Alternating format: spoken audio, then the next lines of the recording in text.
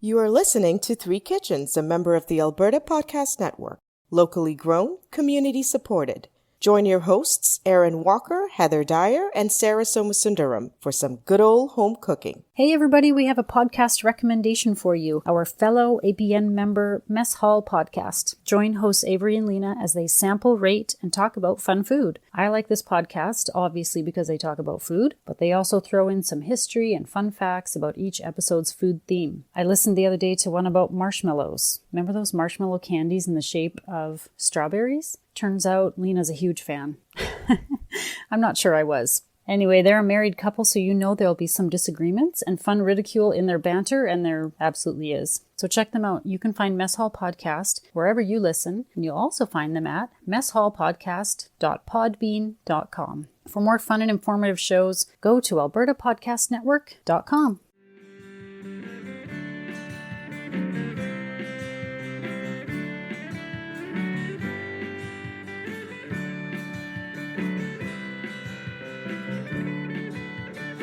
Welcome back to Three Kitchens. I'm Sarah Somasundaram, here with Heather and Aaron. How are you ladies? Hello. Hi there. Second week of school? Yeehaw.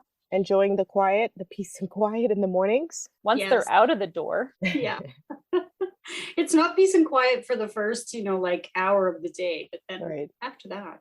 When I was a kid, my mom, when it was like in the spring, my mom or my dad or whoever would be out early outside, and when it was like lambing season, Yeah. farm talk, ladies.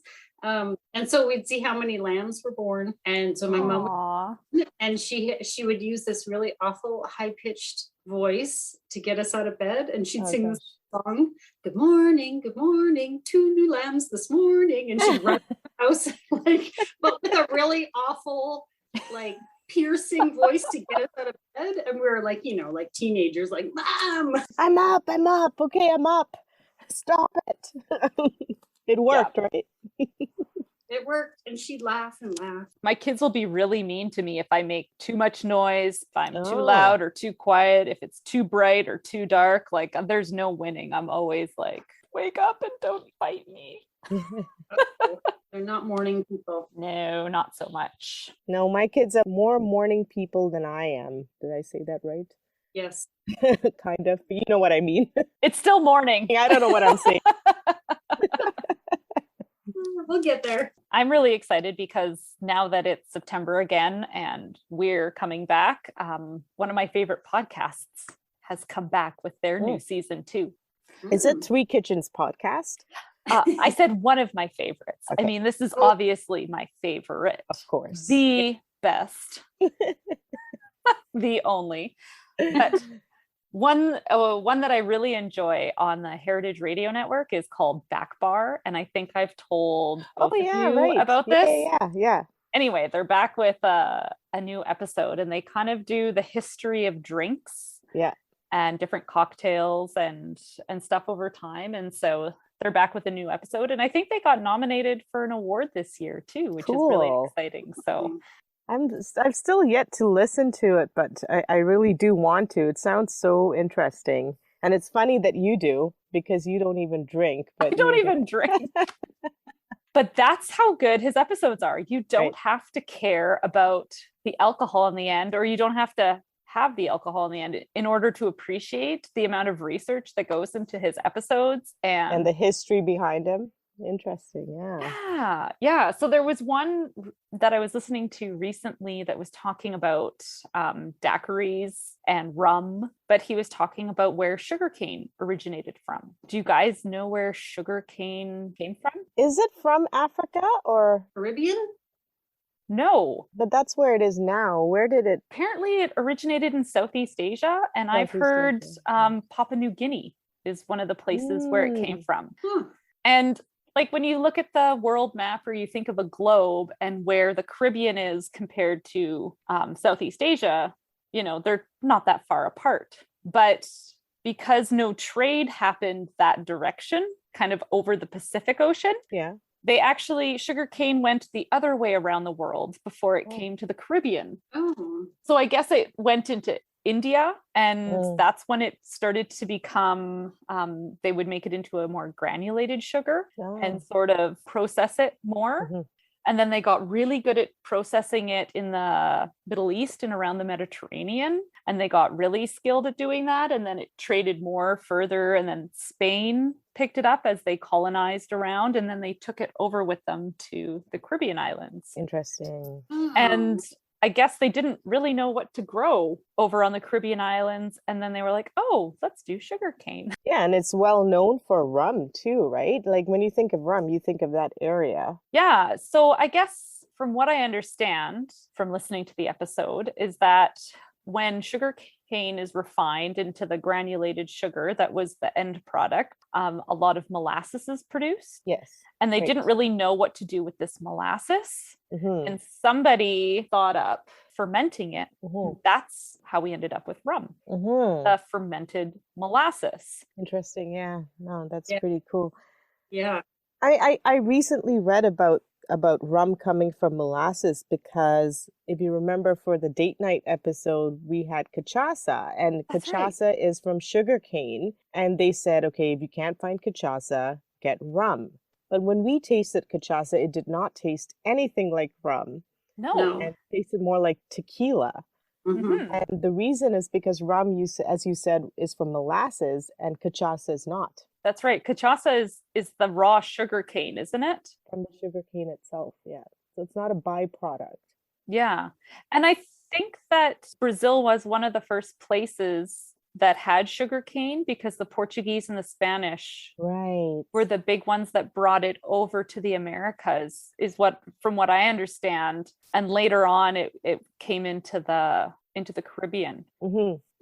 Super interesting stuff. Super interesting, yeah. You know what? It's funny because I was looking at that. I think I told you guys that I had heard about this Townsend on YouTube. It's this channel where this guy, his last name is Townsend, but he must also be, I think there's also maybe a store or a website or something. Anyway, he does these little videos about the history of food in the US from like 1700s. I watched this little video about grog, water and rum, and the reason that they were drinking this, mostly on sailing ships, was because the water wouldn't keep very long. It would kind of go bad. Yeah. By mixing it with the rum, it would last longer. And had like a ration every day of so much grog. The rum lasted longer. And so he talked about a lot of this same thing about how they had, but this is in the Americas, they had to bring sugar to make the rum, or even import rum sometimes when they get low and they get into port, and the first thing they do is find water so they can make grog for the sailors. So interesting that both listening to things about rum. He went into that same story too, but then I forgot the name of the English drink. So I'm really glad that you brought that up. And apparently, like, it wasn't like something that people wanted to drink. Like, rum had no value, essentially. A lot of these drinks start off like moonshine, right? And then apparently some of them would put lime juice in it because there was a plethora of limes. Grog commonly had this lime component in it, but they didn't know why their sailors weren't sick and losing their teeth where other sailors weren't. They didn't realize that the lime juice was preventing scurvy on their ships for years. Vitamins. But drinking this grog with lime juice like saved them. And probably made it taste a lot better too. Yeah, no kidding. I'm like, why am I drinking plain water? I should be drinking grog with lime juice. I'm going to have to check your water bottle every day now. Is this just water, Sarah? What's in here? Smells a little limey. So if you get a chance, you guys, Sarah, you definitely have to listen to this with your husband because I know he's a big Hemingway fan. And they have an episode that he does all about the Hemingway daiquiri. And it's fantastic. Fantastic.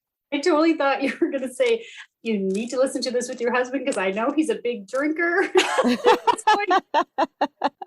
is she going? Both may be true.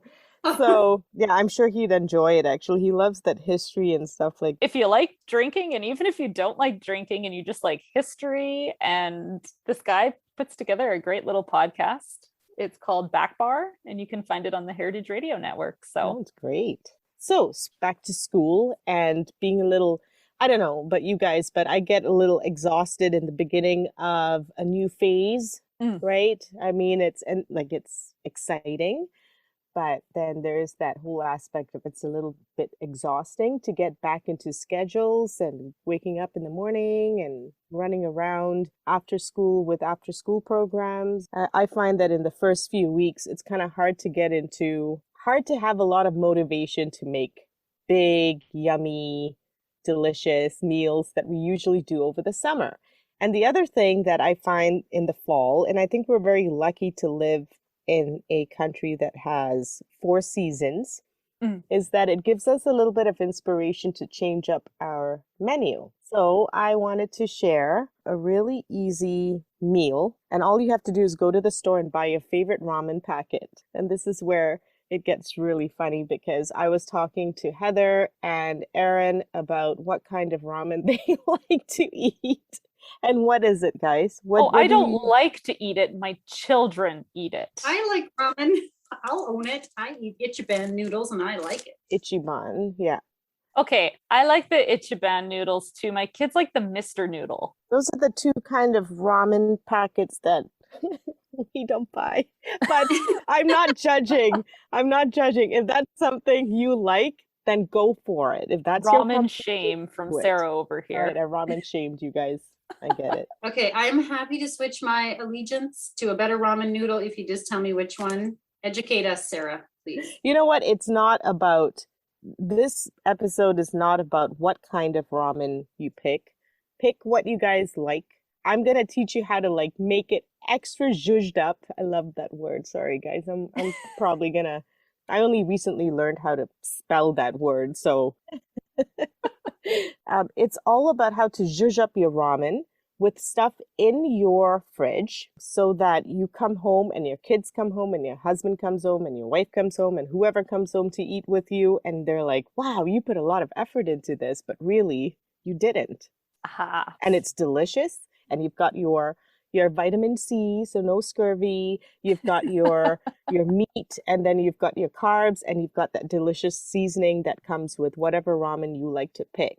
So I'm going to just show you a couple of ramen packets that I like myself. I tend to like Korean ramen packets, so they tend to be slightly spicier, but you can always make it less spicy. And I'm going to take a picture and put this on social media.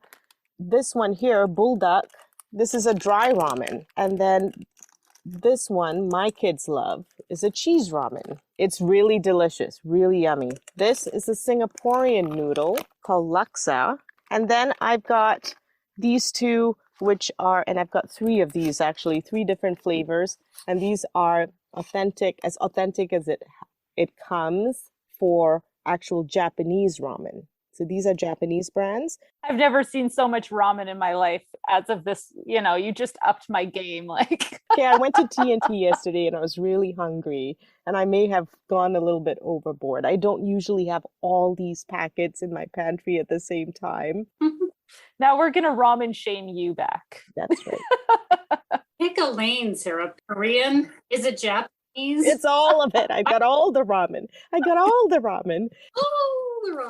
Okay, and this is a really funny story yesterday. So I was looking for a particular ingredient at TNT, and I noticed that this one woman was talking to this guy. He had a question for her, and I had was kind of following them so I could ask that woman where to get this stuff that I was looking, right? So he was looking at, Heather, the Chinese sausage that you like, the red sausage. Lapcheong.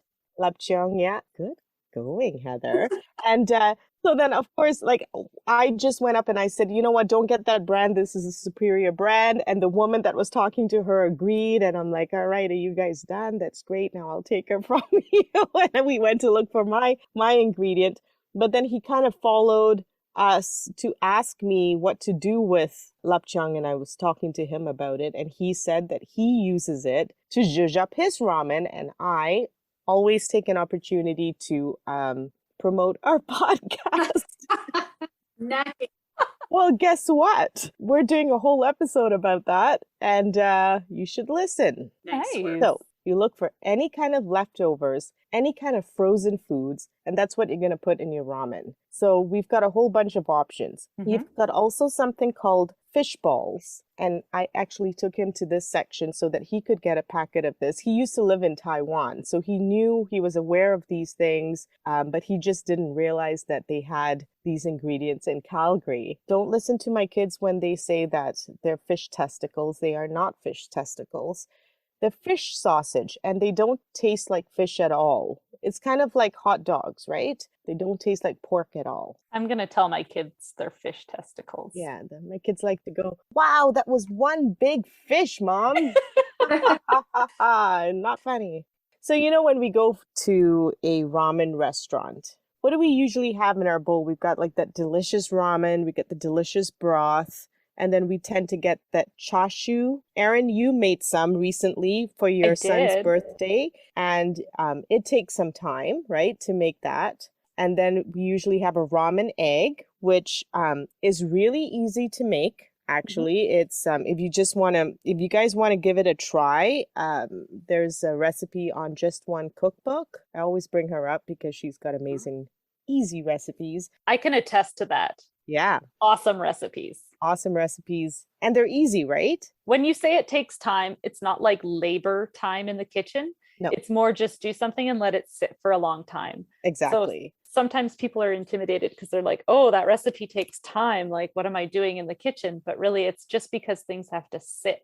So It's not that bad. So like a ramen egg, for example, is an egg that you boil up, like a hard-boiled egg, for between 6.5 to 8 minutes, depending on what kind of texture you like. And then you marinate it in soy sauce, water, and mirin. It's the easiest thing. And then you just throw it in your fridge, and then you have it the next day, right? And that's what we tend to have in our bowl of ramen noodles when we go to a restaurant. However, if you're like me, instant ramen, which is that dried noodle stuff that comes in the packets, is not something I think about. Like, it's not something I plan ahead. It's one of those things where I'm in a rush and all of a sudden I have no time to make dinner. So I boil up some water and I make some ramen, and I'm not going to make those ramen eggs in advance because I didn't think about it in advance. So what I do is I end up frying up an egg and I put it on top of the ramen noodles, which is how my kids like it. Some people like to just sort of, as the noodles are boiling, they crack an egg into it and kind of whisk it into the broth. Oh. Which makes it very creamy. It's really Cool. yummy. I like to put frozen corn, buttered corn on the side, and some green leafy vegetables like bok choy or spinach, whatever I have. I know this is really weird, I love boiled lettuce. I don't know why. I think it's very tasty, and it absorbs all that flavor from the broth, and I think it's the yummiest thing. And it's like sweet. Yeah, that's my thing, but you can put whatever veggies you want, or you could put frozen veggies, you could throw those in. Or garden veggies. Or garden veggies, yeah, all your harvest. Anything you want. And so don't leave ramen as just the ramen and whatever that comes in the packet. Zhuzh it up. And if you are at a Asian supermarket, go get a bag of fish balls. And I'm going to let you try these fish balls today. I'll put two in the bowl just so that it'll be funnier. Gotta have a pair, right? Gotta have a pair. And all you do is you throw that in the freezer, and whenever you need a quick meal, you take it out and you throw it in your soup. So today you guys are coming over for lunch, right? Yes. I'll be knocking your door down.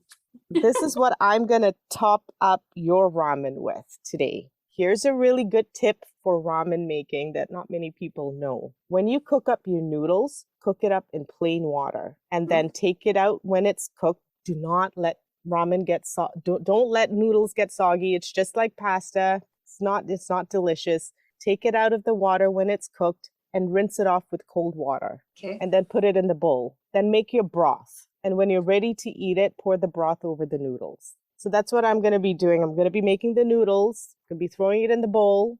I'm going to make an egg for you guys, a fried egg. I'm going to put it on the noodles, some bok choy. I got some bok choy from TNT. Just have to kind of boil that up for 2 seconds and then put that in the bowl.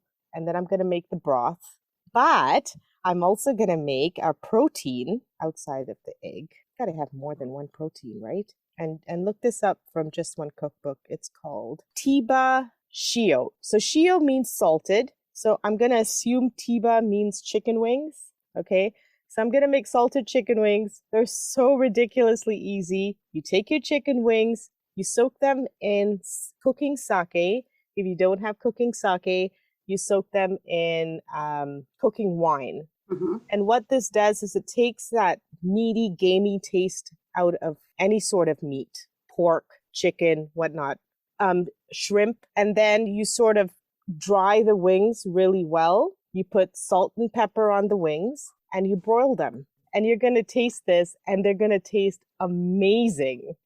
I totally stumbled on this recipe for the chicken wings while I was searching through her site while I was making ramen, because when I had time, I was just clicking through stuff and I definitely saw this. This was one of those days where I had the chicken wings and I'm like, I don't feel like cooking. I'm really lazy. So I took an instant ramen packet out and I made instant ramen and I served it with these chicken wings. And my kids, who love ramen, didn't even touch the ramen. They were like, what is this wing? Like, and it was so easy. I had it done in no time. You guys are going to be here very soon, and I'm not in a rush to make anything here because it's such a simple recipe. And then your family will never know that you didn't put effort into it, because now here you've got the chicken wings, you've got the eggs, you've got the fish testicles, you've got everything. You're good to go. And they're going to be like, wow, she could make ramen. I also think this is really great timing because I know a number of students headed off to university right now. Yes. And is ramen not the food of kids everywhere, right? Except we always just had it like it comes in the package. You didn't ever zhuzh it up with anything. No. And avoid the scurvy, please, students. Guys, vegetables, yes. Okay, every mom that has packed away a student off to university has to go now and make like a little ramen survival kit for their student now that they've been, in university for a little while and they were all, I can handle it, Mom. I don't need your help. But let's be honest, you do. You can put together your care package when the family gets together here in a month, and you can send your kid home with like the best little meal care kit and advice. I wonder if we should let Sarah go get cooking so that we can come. I'm getting hungry just talking about the ramen bowls. I'm very curious about fish balls. Fish balls. So I'm happy to be coming over for lunch. Yeah, no, there's nothing really much for me to do. It's really the chicken wings that are going to take the longest, which is going to take like 15 minutes. The ramen is just 5. So you have time to have a coffee and put your feet up before. Oh, yeah. Okay, come over for lunch, guys. See you soon. In Alberta, you get to choose who to buy your internet, electricity, and natural gas from. Park Power has low overhead, which in turn allows them to offer low competitive rates. Reach out for a no-obligation comparison by emailing estimates@parkpower.ca. If you decide to switch, it's easy. It's really just a change to your billing, and you can feel good knowing you are helping to give back to our communities with your utility bills. Learn more at parkpower.ca. Sarah, you made us lunch. We got to have some yummy ramen. Right? And did you think that was like, don't you think that was better than just like opening up an instant packet and then just adding the seasoning, right? It was well, of course. Yeah. And it was a different kind than either of us had ever had before. The broth was different. The broth was different. So good. I used a Singaporean instant noodle called laksa. It's a very famous dish in Singapore. And so it was like coconut based. And so the broth was different. But then you had fish balls in it. Yeah. We got our fish balls. The fish nuts. And what else? We had that chicken with it. Oh, yeah. Chicken wings. The chicken wings. What did you think? What did you think about the chicken wings? So good. I could have eaten like a dozen of those myself. I'm not going to lie. I was disappointed there were only 2. Yeah. She's too polite to say it, but we were both just like, that's it. Oops. You fed me lunch. I'm not going to complain. Yeah. They were like so good. Nice and crispy and like a nice crispy salt and pepper wing. You can't go wrong with that. Can't go wrong. And it was such a quick meal. It was such a quick meal. I mean, I assembled it when you guys got there. Yeah. I had a couple of things started and then I just assembled it really quickly and it was there in front of you to eat within a few minutes. So easy September meals. I think that September is a perfect month for that when we are back to school and running around like with our heads cut off, basically. Yeah. Right. It has been a crazy month so far. Is September always this crazy? Is it always this crazy or does it feel worse than normal? I think we're just so out of our regular ability to do stuff. I guess. I don't know. It's not, we're so out of practice at life that yeah. September is like a warm-up because activities don't even start until next month. Like I'm just starting to think about signing my kids up for some activities and I'm like, how am I gonna do this? Oh, we got it starting tomorrow. The one and only activity starts tomorrow night. Oh, that's so I'll see how I do. I wish you such luck. What's the activity again? Oh, they're gonna take a hip hop class, but they're both in the same class, so that's nice. I don't have to go two different directions. Is that the one it's what's Pulse. It called? Pulse, yeah. Yeah. Yeah, my younger son took that and he loved it. He loved hip hop class. Yeah. Are they doing it with their friends? They are. So Nice. That's another exciting thing. The four of them are doing it together. So that'll be fun. Those boys are just wonderful. I love the four of them. They're just so cute. Yeah, they are. But something like ramen would be a great dinner for those nights when exactly because their class starts at 6:30. By the time we get home, it's like going to be bedtime. So a quick dinner before we go, a snack when we get home, like this, it would be a great thing because it wouldn't require a whole lot of time on my part. Yes. And a great night. Like, so this weekend, Heather's family and my family went off to the honey farm. That's right. Chinook Honey Farm. And that was really fun. But halfway through, my son complained of a tummy ache and ended up going to the hospital nearby.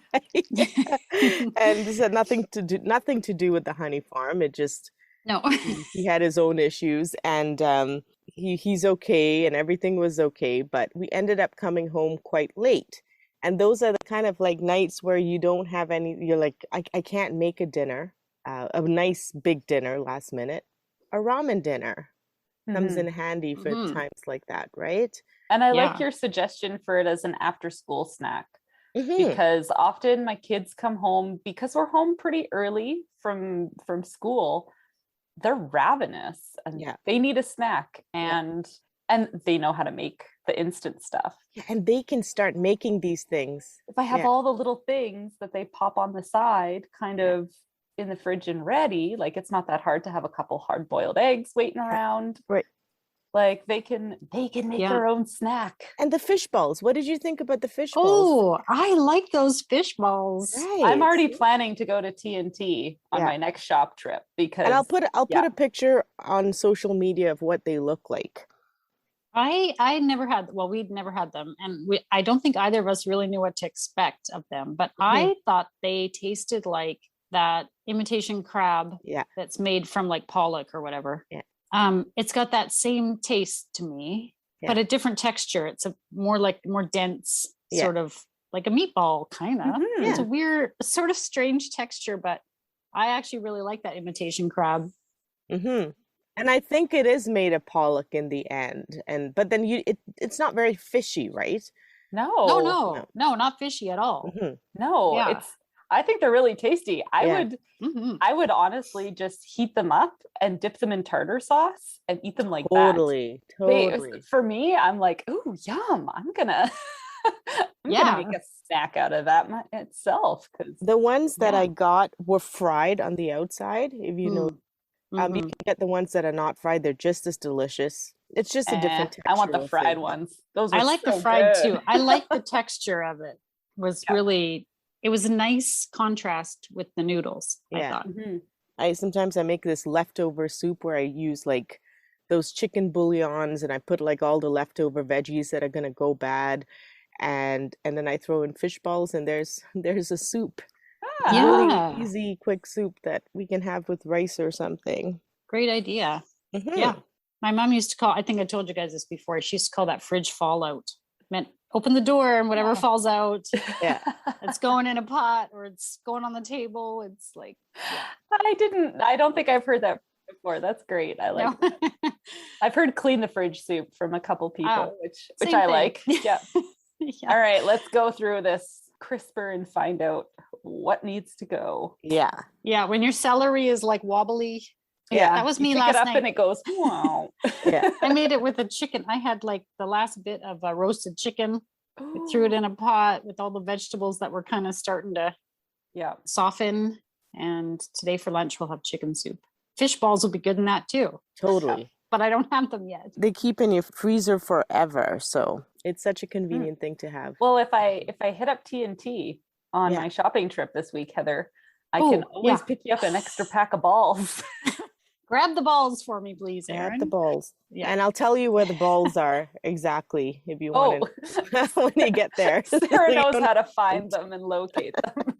You might not be able to read the package. He doesn't even need to see. He just knows by memory where they are. I know. Okay, so I knew this episode was going to be quick because this was exactly what it was all about, a quick meal. So I thought I would introduce another really quick meal that you can buy these Japanese curry, what is it called? Japanese curry mix. And I'll put a picture on social media as well. You can find them at Superstore, Safeway, and Co-op here. It's really easy. And you've got different flavors. Like if you look at this one's a apple honey curry. And this one's sort of the regular stuff. And if you guys are not curry fans, if you're thinking Indian curry, this is not like Indian curry at all. This is a completely different flavor profile. It's very sweet.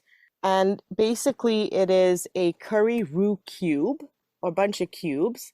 You know, it's got to be a quick meal. Take out some meat, cut it up, fry it up in some oil, add some water or chicken broth, add your veggies, let it boil up, and then you slice up these curry cubes, like just so it kind of disintegrates a little bit, like on your cutting board, and then you just sprinkle it in the water, and then you keep adding it to taste. So some people like it really thick, some people don't like it as thick. All of a sudden you've got a Japanese stew.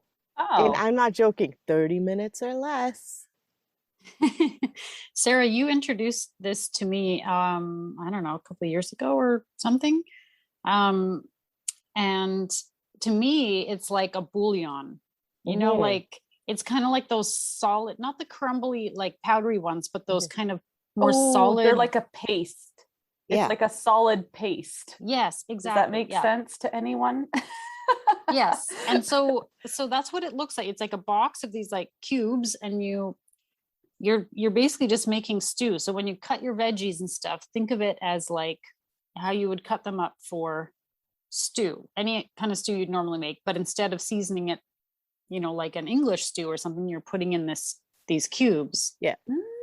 Yeah, and it's super tasty. Super tasty. Really. And if you want to go to just one cookbook, she's got tons of tips and tricks to sort of up your Japanese curry game. However, you don't have to. You don't have to do that. The instructions are at the back of the box. It's really easy. And Erin, your older son is now really into Japanese foods and Japanese anime foods, and this is always in Japanese anime. It's interesting. So, because it's easy, and kids love this food. And at the end, I like to finish it with butter and sesame oil, but sometimes my kids ask for finishing it with ketchup, like a little squirt of ketchup. And it's just like their happy space. They love this meal. And you could do it without the meat too. I've made it with just veggies as like a side to whatever meat. So whatever meat I'm making plus rice and this veggie curry on the side. You could do it like that too. Totally. Like say you already have your meat. Say you have something left over from yesterday and you just need, what kind of veggie am I going to put with this? There you go.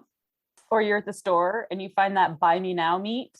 And you decide you're going to cook it up tonight and make dinner out of it. And I don't want to talk about buy me now meat because I've had a bad experience with it. Lately. So, no, I still buy it now. But you got to cook it now. Or freeze it. Or freeze it. This stuff, I'm just going to show it to you. I'm really excited about it. I found it at TNT.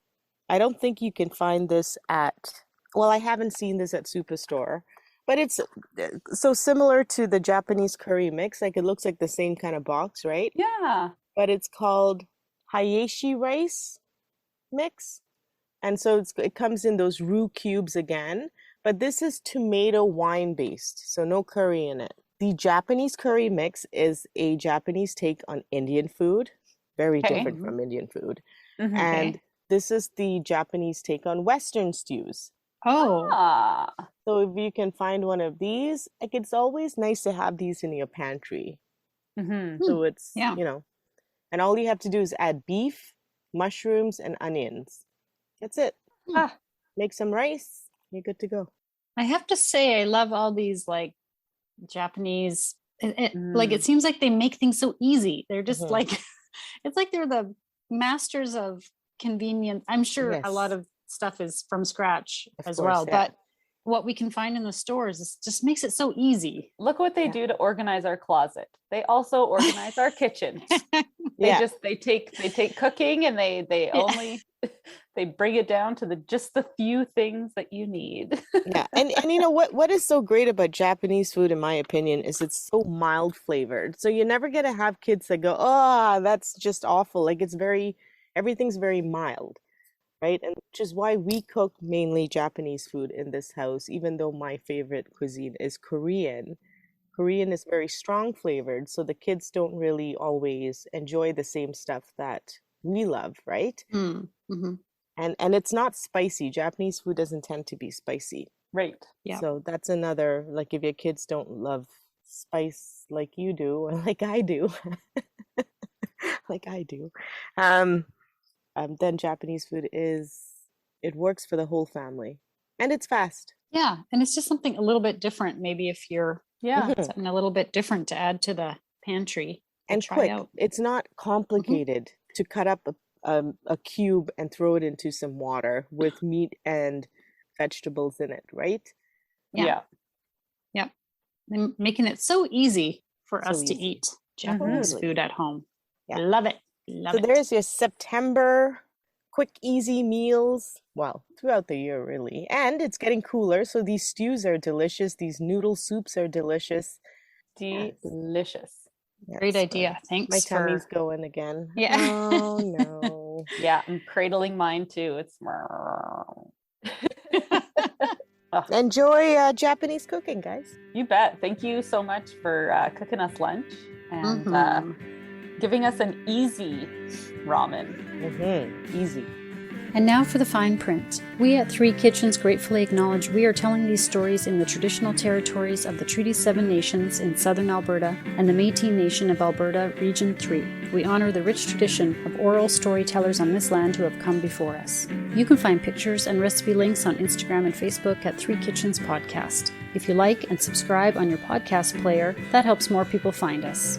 That must be one big fish for fish bowls this size.